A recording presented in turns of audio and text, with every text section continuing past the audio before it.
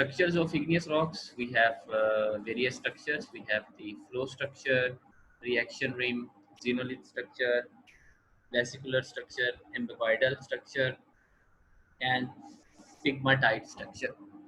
Maybe some of these structures you guys have already seen or have studied in your glossary, or some of them might be new, and some of them might be you have listened for the first time. Okay, these are the structures. They are actually result of various processes. As you all know that most of these igneous rocks are formed as a result of solidification from magma under the surface of Earth, and crystallization and solidification of lava at the surface of Earth. Some of these are associated with extrusive rocks, and some of them are associated with intrusive rocks. We will try to see what we can see in pictures. Here we have an example of vesicular texture or vesicular structure.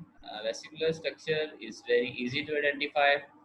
You can see big cavities in the rock, and these cavities are actually the result of gases that were once entrapped in the rock, and as the gases are escaped into the atmosphere, they leave behind big cavities. Some of them are smaller, some even finer, and then some of them are coarser cavities. And they show that once there was gas entrapped, and as these rocks reach the surface, the gas escapes and leaves behind a vessel structure that is evident in the rock photograph.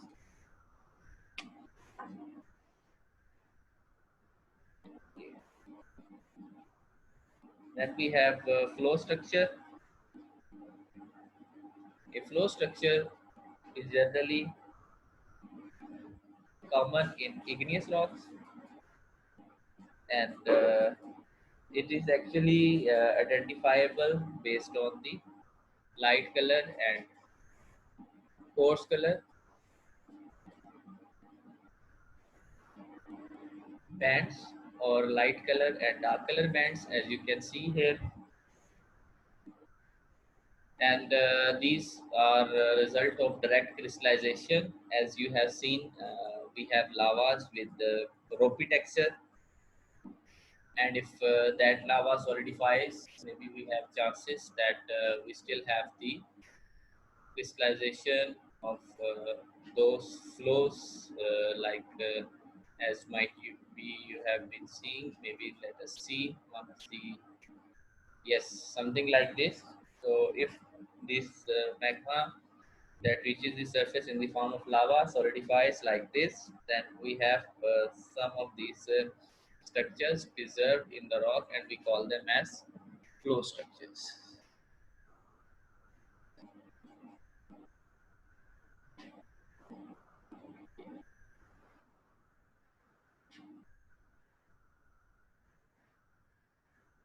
Let's go back to base talk. Flow structures, they seems to look like this in the outcrop. You can see the direction of the flow, and also maybe they can be of multiple direction, originating from a point and going into different direction. Flow structures is also common, and it is common in igneous rocks that are formed at the surface of Earth, and we call them as volcanic rocks. The next one is reaction rim. You can see a crystal, and then you can see a very light color band on this crystal. That is basically the rim, and then comes the rock itself. You can notice that this rim is light color. It is not the gray, but it is light gray, and it is also not white. So how does it forms? It forms when we have secondary minerals that are grown into the igneous, the primary igneous or metamorphic rock. And as the result, when these minerals are growing, they have reaction with the rock that is surrounding these minerals, and as a result of this reaction we have the formation of a rim, and that rim we call it as reaction rim. And sometime in plutonic or volcanic or metamorphic rock you have these type of structures, and we call them as reaction rim.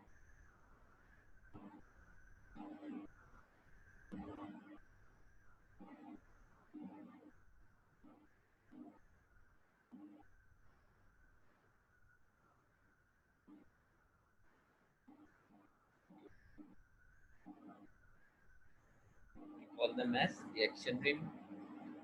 Then we have structures of igneous rocks. The other example is ambigoidal structure. Ambigoidal structure is very similar to vessel structure.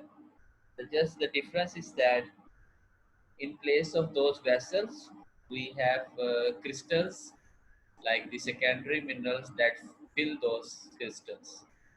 So it sometimes we have the formation of calcite and zeolite clays that fill these vessels, and it is common structure that you can find in volcanic rocks. तो इसमें होता ये है कि आपकी जो rock है उसमें सेकेंडरी जब वो सरफेस ऑफ अर्थ पे एक्सपोज हो जाती है उसमें सेकेंडरी मिनरल्स जो हैं they are grown, and they fill the gaps or the pore spaces in the rock. That's why we just call it as amboidal structure. And vesicular structure, as you guys remember from the first slide, the holes are still vessels, still open, not closed by any secondary. Okay. And structures of igneous rocks, we have the xenolith structure. Xenolith structure is similar to what we have seen in the amboidal structure, but the difference is that in case of xenolith structure, the fragment that you see in the rock is actually from the parent magma, maybe already existing granitic rock. When the magma maybe erupted, it crushed the walls of the magma chamber, and as a result, some of the fragments or some of the chunks from the walls of the magma chamber or from during eruption, it encountered certain rocks, and as a result of their breakdown, we have the formation of xenolith structure that is also common in volcanic igneous rocks. The next one is very important, and we call it as pegmatite structure. And pegmatite structure, we have the formation of larger crystals, sometimes 2 to 3 centimeter, sometimes even larger. You can see well-developed crystals, and important thing is that it is associated with plutonic igneous rocks because of the crystal size and large crystals. And importance of pegmatite structure is that sometimes very good gemstones are entrapped or are crystallized in the pigmentite structure. It is sometimes जब आप gemstones की hunting कर रहे होते हैं, you are trying to find gemstones. If you have pigmatites in your area, they will be like hot cake for you to see and find few beautiful crystals, especially like tourmaline or other crystals that are not common to find. Let's go to the other part of today's discussion, that is the forms of igneous rocks. And as you guys know, igneous rocks can form in two forms. One is the extrusive igneous rocks, that are formed on the surface of Earth, and then the other one is the intrusive igneous rocks or the plutonic igneous rocks that solidify under the surface of Earth, and then we have the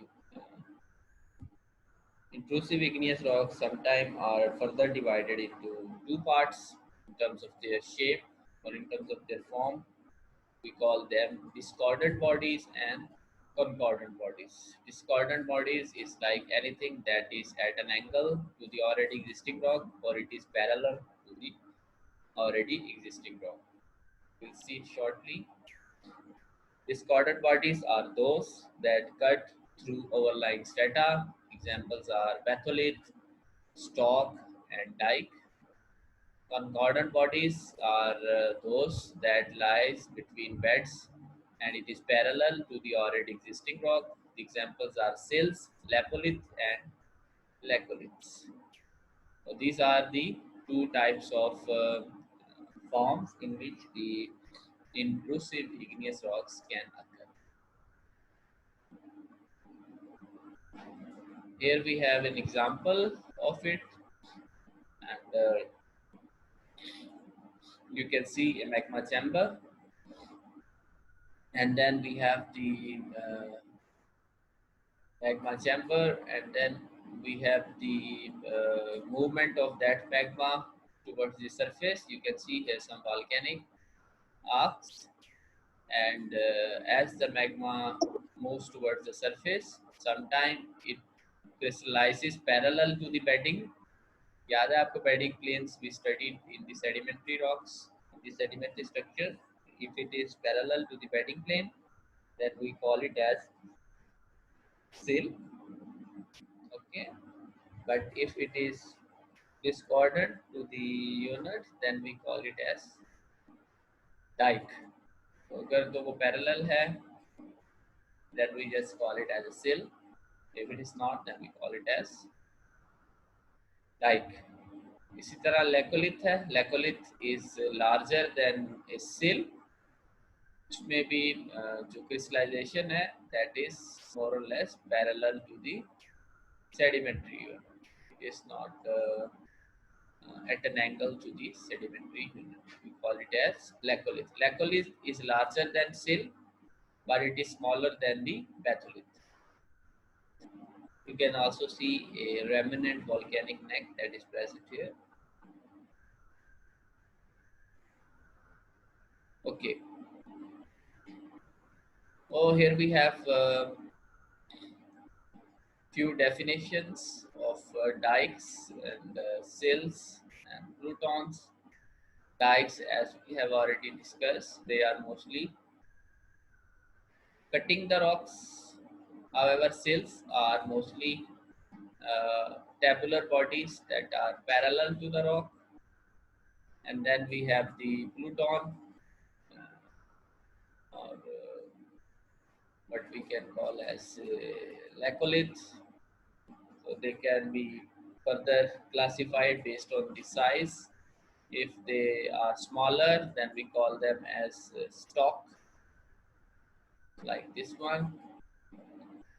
And if they are larger, like if you consider the hole beneath, then we call it as batholith. Batholith is normally more than hundreds of kilometers, then we call it as batholith. Sometimes we have the intrusion of igneous rocks in the shape of a mushroom. इसको आप कुंभी कहते हैं. अगर यहाँ पर अगर आप देखें तो you will see that this rock has a shape and has folded the strata and has made this one into a mushroom shape. We call it as laccolith. And if you notice that this rock has a parallel base, however, the upper part is rather tooth-like or folded. So let's see a few photographs of dikes. Here we have a dike that is rather, you can see a man standing, and you can imagine the scale. If you consider it is like 1.5 meters, then maybe This one is more than 10 meters. And normally they are like sheet-like, but if you consider that this was the bedding, so this is actually cutting the bedding and making uh, the rock, invading the country rock into two fragments, and initially maybe started as a fracture in the rock, and then later that crack or that fracture has been filled from the crystallization of the magma. So this type of rock, differentiated based on color, based on texture, based on its structure, also based on its grain size. Remember, some people also call dikes and sills and consider them hypabasal rocks. Remember, हमने एक term पढ़ी थी hypabasal rock, that rocks formed very near to the surface of Earth. Or some people, when they go into more detail, they also call them hypabasal rock, but you can also classify them into the plutonic rocks. Batholiths, as we have studied, is actually a rock that has tens or hundreds of kilometers of extension, and normally the igneous rocks they form in this form, and the smaller part of that batholith that reaches the surface and ranges in size in few kilometers, we call it as stock. Okay, so this is the batholith, the larger one, and the smaller one is a stock.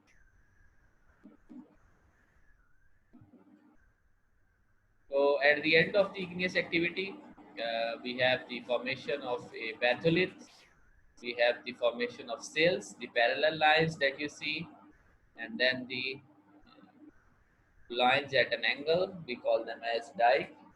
How they look like at the surface, you can see that dike is cutting the surface and it forms a linear feature if you see it from above. And similarly, we have an example of laccolith, in which we have the crystallization in a mushroom shape, and maybe this area, the smaller part of the batholith, we can call it as stalk. Okay, and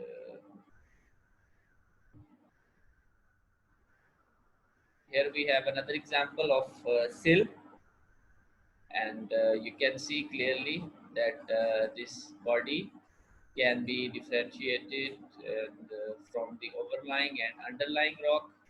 The layers are parallel, and as the sill is also parallel to the overlying layers and the underlying layers.